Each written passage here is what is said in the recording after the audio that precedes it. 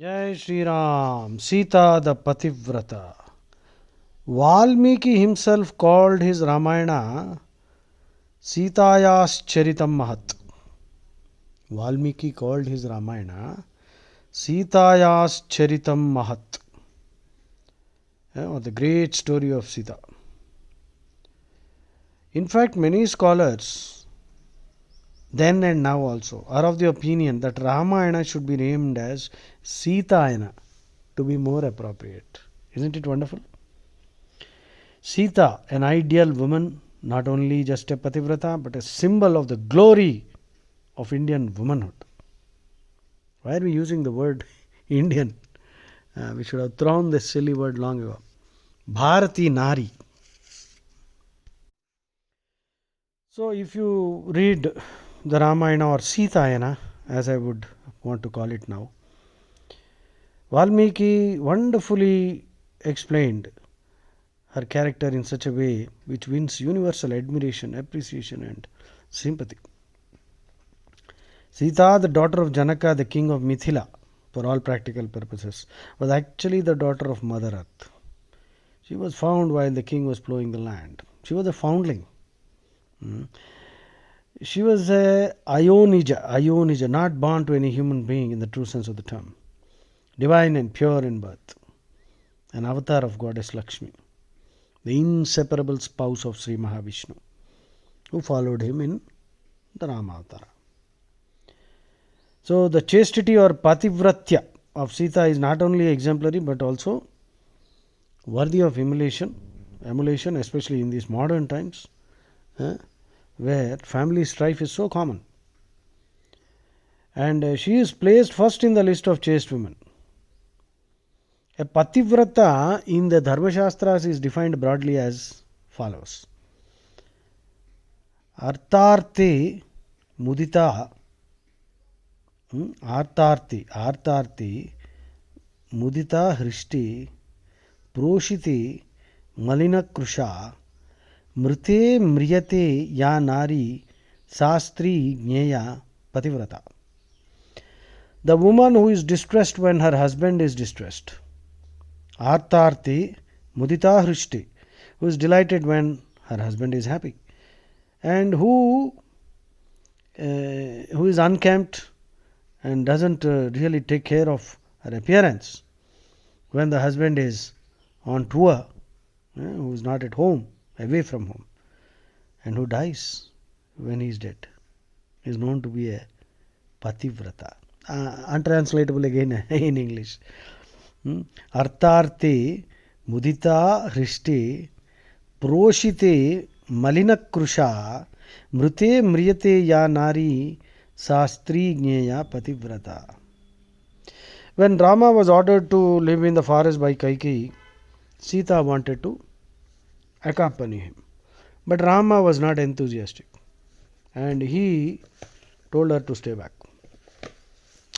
because he was worried about the risks, dangers in the forest. But Sita persisted, and her statement, her lines are so impressive. Let me try reading them out.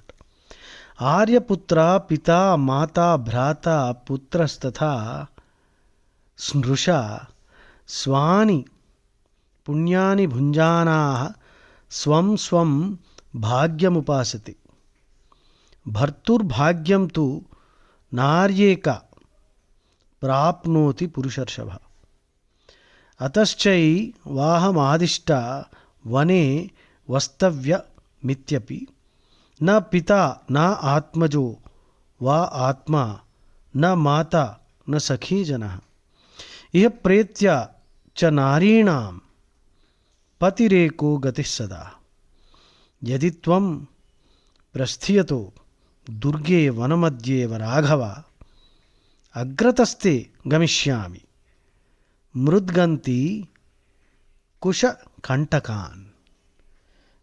See, what Sita is saying is so wonderful, so sweet. She says, Oh Prince, Aryaputra, it's not the father, mother, brother, son or daughter-in-law that shares the fortune or misfortune of the husband, it is only the wife. It's not the father, son, self, mother, friends who are the ultimate resort for the wife. It is only the husband that is all in all and everything for the wife. So if you are going to the forest now alone, I will go in front of you, treading the thorny grass and thorns. In other words, what she said was she will go in front of Rama to remove the thorns so that they don't prick his feet. That is the dedication Sita had. అంటే నేను మీ ముందర వెళ్ళి ముళ్ళు గుచ్చుకునేటట్టుండే గడ్డి ఇవన్నీ తీసేస్తాను so that మీ కాళ్ళకి గుచ్చుకోకుండా ఉండాలి. ఆహాహా, ఓరి నాయనో. In fact, she in her enthusiasm actually went forward 3 or 4 steps and repeatedly asked Rama how far the forest was. When she was told all this, no, she went a little steps. Just imagine, you can visualize the scene. Sita took a few steps forward and said, Adavi enta dooram undi, enta dooram undi, excited like a child, because she was keen to go and make sure that Rama's feet are not hurt. At this innocent question of Sita, for the first time in his life, tears rolled down from the eyes of Rama. And finally Rama agreed to take her with him. And she was in joy. Just visualize the scene. For the first time, tears rolled down from the eyes of Rama at the innocent question and the suggestion that Sita made. This is love. Again, when she went to take leave of Kausalya and sought her blessings, Sita assured her mother-in-law also. Just listen to the Sanskrit, it's quite simple. As we go on listening, I think we will acquire a good understanding. Mitam dadatihi pita mitam bhrata mitam sutaha amitasya tu dataram bhartaram kana pujyetu sahamevam gata shreshta shruta dharma paravara arye kimavam anyeyam striya bhartahi devatam. What the father, mother or son can give is limited. Who will not worship the husband? Who will not worship the husband who gives unlimitedly? Because the husband sacrifices everything for his wife. Who will not give? Who will not worship? I know the rules of conduct and the fact that the husband is a living God for every woman. So Sita is assuring her mother-in-law not to worry, that she will take care. She will take care of her son. When she was imprisoned by Ravana in the Ashokamana, she was fasting and she was not wearing any flowers. She was not bothered about her appearance. Her food was only Ramanama.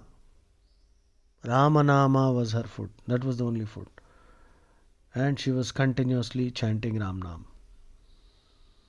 Valmiki says, Upavasa krusham deenam sitam surasutopamam kshatam pativratam deenam niranandam tapasvinim.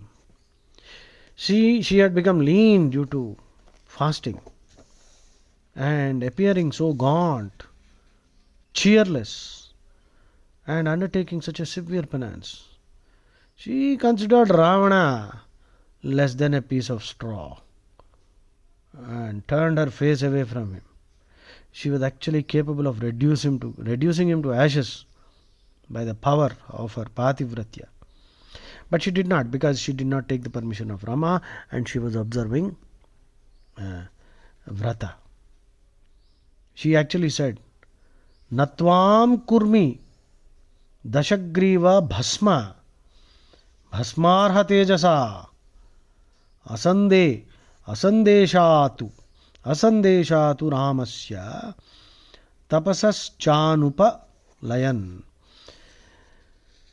Oh Ravana, Dashanan, Dashagriv, I am not reducing you to ashes with the fire of my Pativratyam due to the absence of any permission from Rama, and I am also undergoing, observing a vratam. She tells Ravana.